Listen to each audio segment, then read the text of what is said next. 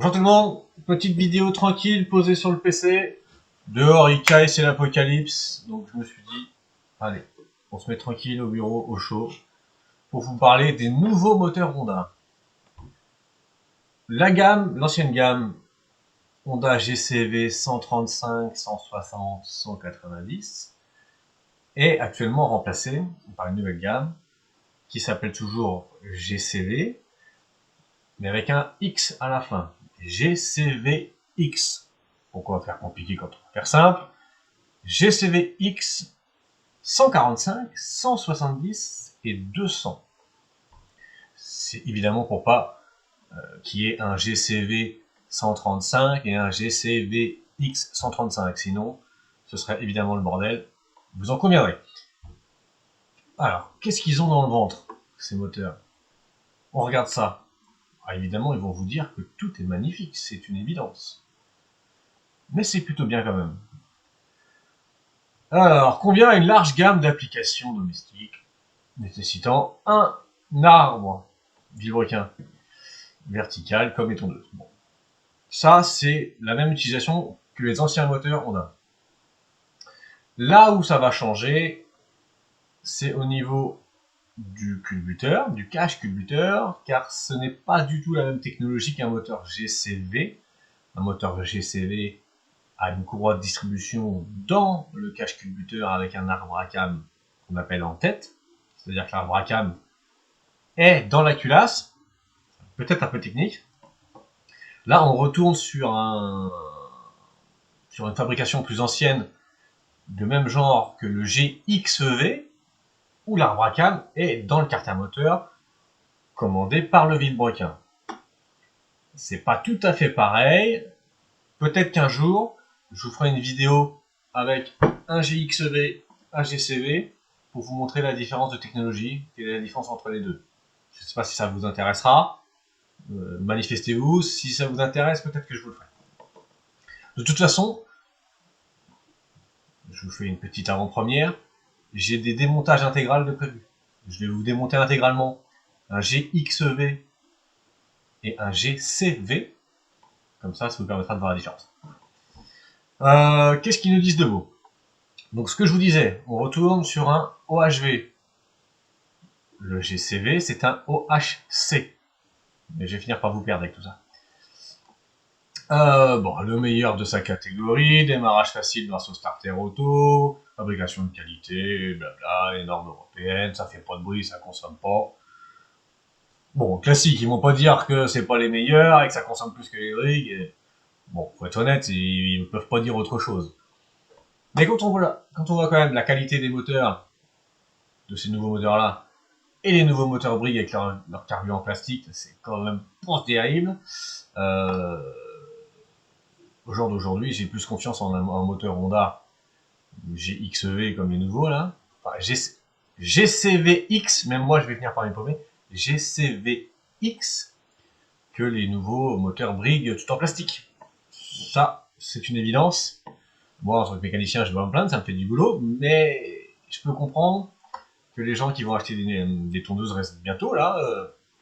Si la question se pose, un Brigg en plastique ou un Honda un peu plus cher, mais on est sur du matos de qualité, au jour d'aujourd'hui, je vous dirais plus de vous tourner vers un Honda.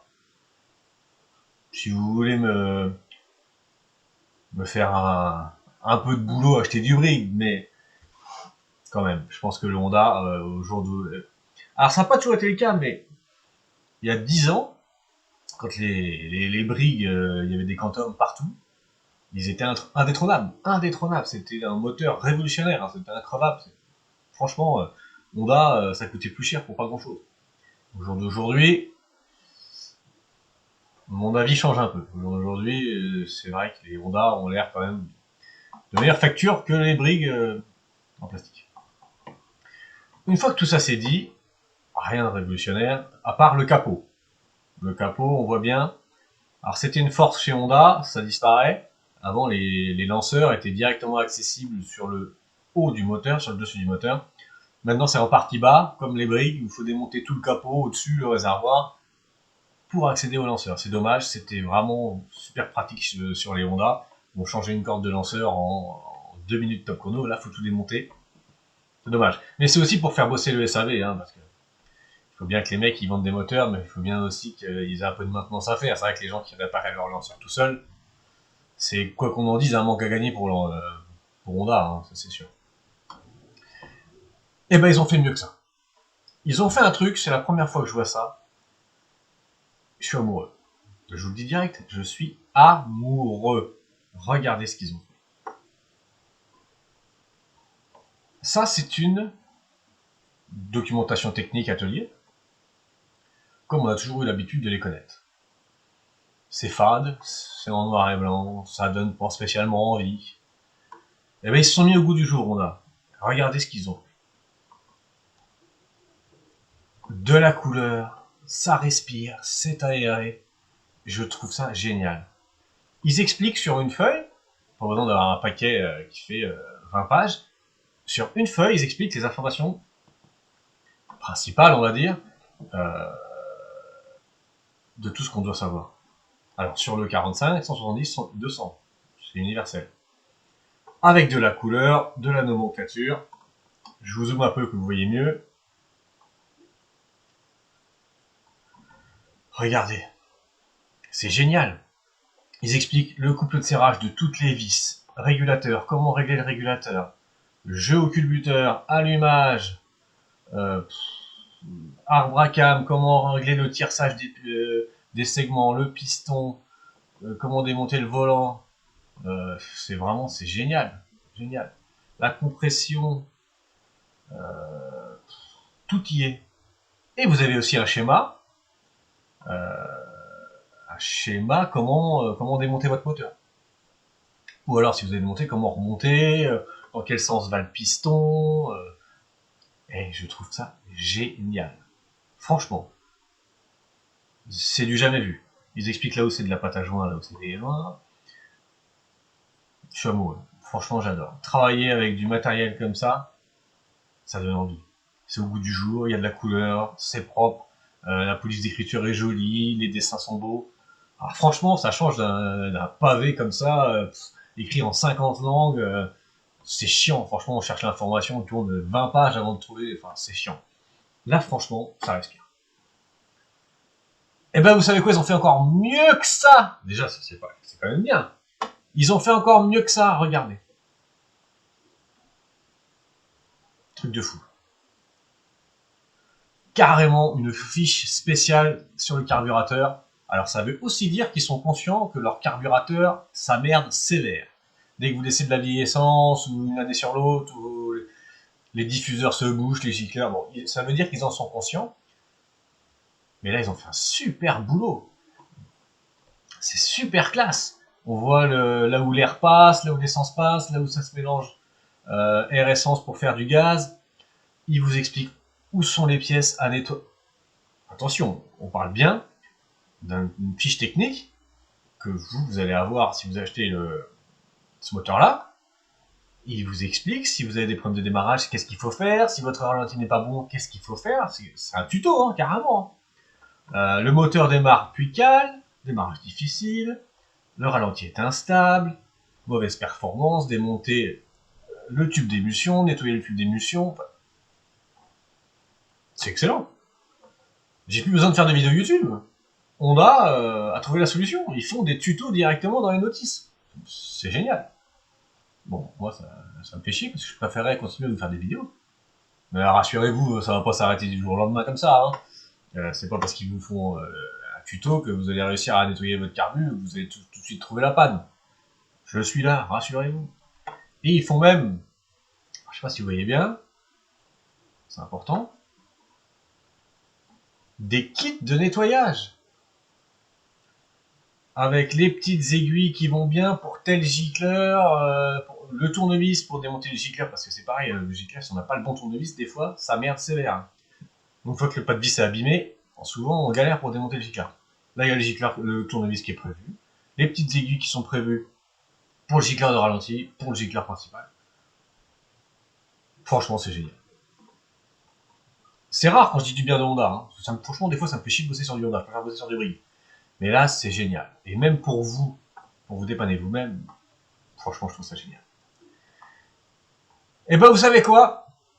je vais vous faire un petit tour de magie. Téléportation.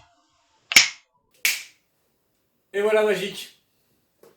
Téléportation, nous voilà devant un GCV X145. Là, franchement, c'est la classe. Hein. Là, vous pouvez pas dire que le mec sur YouTube, il a pas bossé son truc. Hein. Alors, moi, je vais vous inviter à tous mettre un max de j'aime, un petit commentaire pour me dire que c'est sympa, et je vous montre le moteur de plus près. Voilà à quoi ressemble la bête de plus près. GCV X145. Bon, la première chose qu'on voit, c'est le capot hein, qui a changé. Hein. Avant, on avait directement accès au lanceur. Là, on voit bien que tout se passe en dessous. D'ailleurs, je sais même pas comment ça se démonte. Hein. Je crois que quand les lanceurs commenceront un peu à merder, je vous ferai un tuto pour démonter le capot là, parce que là, j'ai beau regarder, je vois pas. Il n'y a pas de vis, donc c'est peut-être clipsé, mais bon, faut que je regarde plus en précision.